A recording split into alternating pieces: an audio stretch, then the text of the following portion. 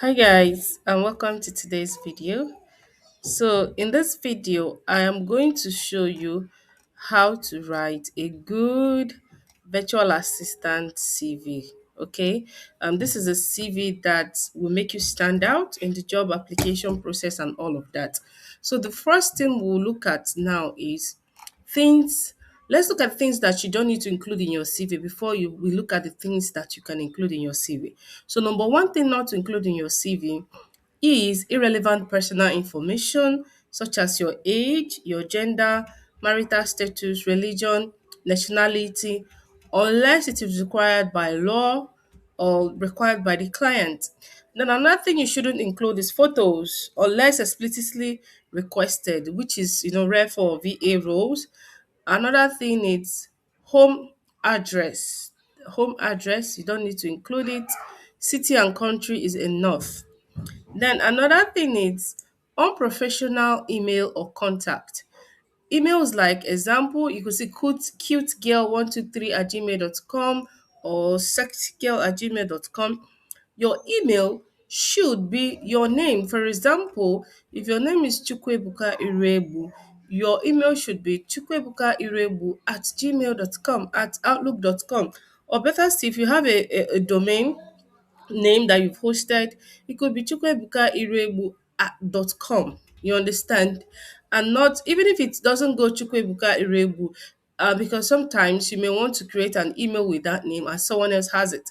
But something professional, it could be Iregbu Chukwebuka or Chukwebuka Iregbu 1 or something at gmail.com. Let it just have your full name attached to it. Then number three is unrelated work experience. Okay, so you're applying for a VA job. Um, you should not include jobs or tasks that have no connection to virtual assistant or transferable skills unless you want to highlight some soft skills. Okay. Now, example is you worked as a cashier and at a fast food, unless like saying I worked as a cashier at a fast food chain, unless emphasizing customer service or the management. So even if you want to state that you worked at a, you should talk about the customer experience and all of that service that you rendered there, and not just saying you worked as a cashier at a fast food chain. Number four thing you shouldn't include is excessive personal details. Hobbies like watching Netflix, scrolling social media, unless they directly relate to the job. Example is social media management. Then political or religious affiliations, you shouldn't include this. Then number five is references. Okay. So references available upon request is optional and often unnecessarily. Employers assume you can provide them later. So it's not a must you must add references except on request. Then number six is lies or exaggeration. Never claim experience you don't have. Highlight transferable skills, training or projects instead.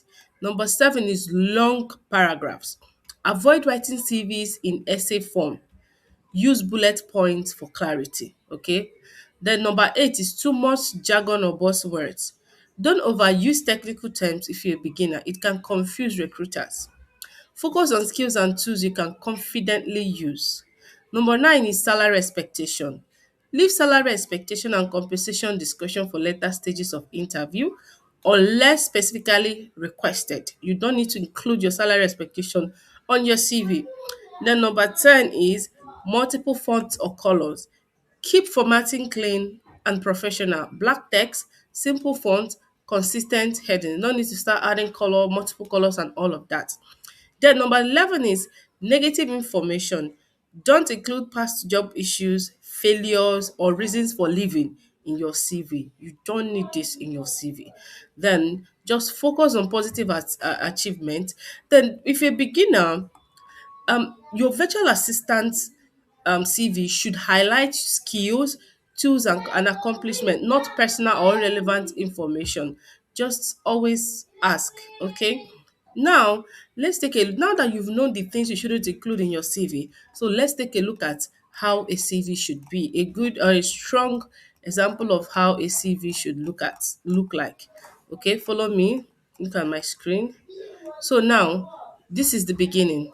So a CV should contain your name, Chukwuemeka Irebu, for example, is this person's name. If you have other names, you add it. Virtual assistant, that's the role, should include your title, your role. Virtual assistant slash administrative support slash remote work professional. Okay. Now, another thing is your email address. I've told you guys how your email should look like. You can see here chukwemeka@email.com. You can include your phone number, your LinkedIn link if you have one. Then portfolio up is optional, but it is important you add it. It is also good, but optional. Now, when I talk about portfolio, for those that has been in my virtual assistant class, I taught you guys how to do some data entry job, research and all of that. So all those assignments, all those things you've done, practical things you've done as a virtual assistant, you can put them all in a drive and then copy the link to your drive and paste it here. That is your portfolio. When they open it, they look at the tasks you've done before, the jobs you've done before, and that is it. Okay.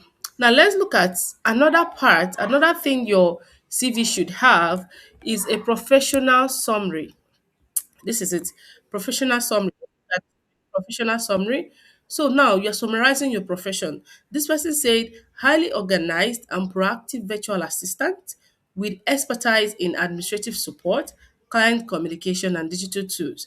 He also highlighted that his experience in managing schedules, handling emails, supporting online teams, and improving workflow efficiency. Skilled in using modern software and platforms to streamline tasks for businesses and entrepreneurs. Now, core skills. Another thing you should include, remember, we've talked about the name, we've talked about the email, phone number, your LinkedIn URL, portfolio URL, the professional summary, and now the next part of a CV, of a strong CV, should be your core skills.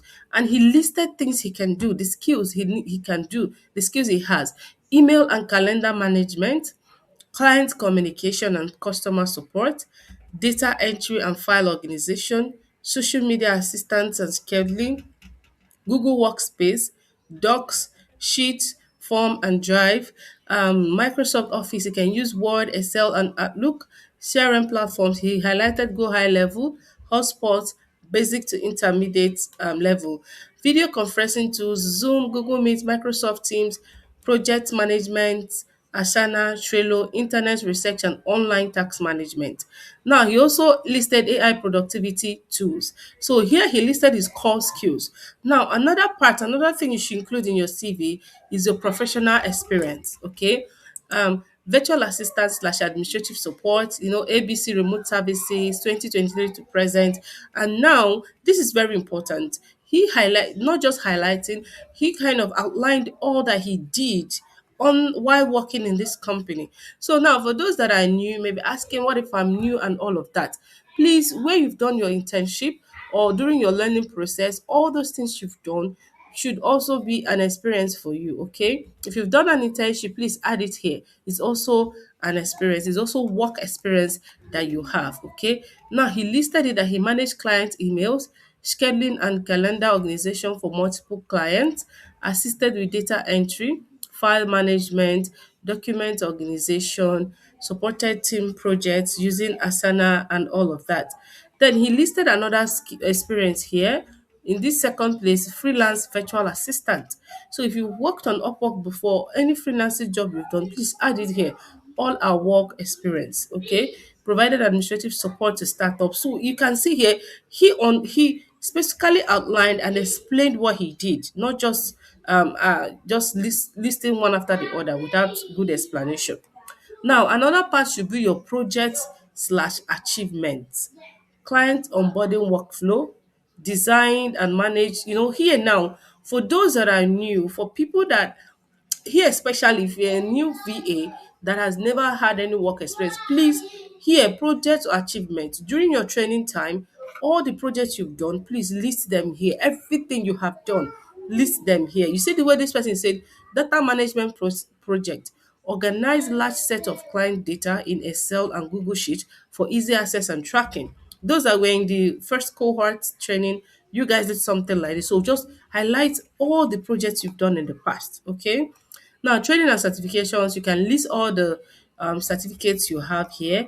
Technical tools, here is like listing out the technical tools that you can use.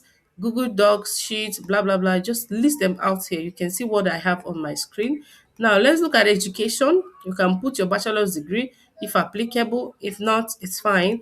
Then availability. Please always indicate that you are available, open to full-time, part-time, or freelance remote opportunities, available across multiple time zones. This is good. It tells the client that, oh, you can work at their own time zone and all of that. So this is a typical cover letter that you can use to make job applications as a virtual assistant. All you need to do is just follow the format and put in things that you put in your own details here. Okay, thank you so much for watching this video.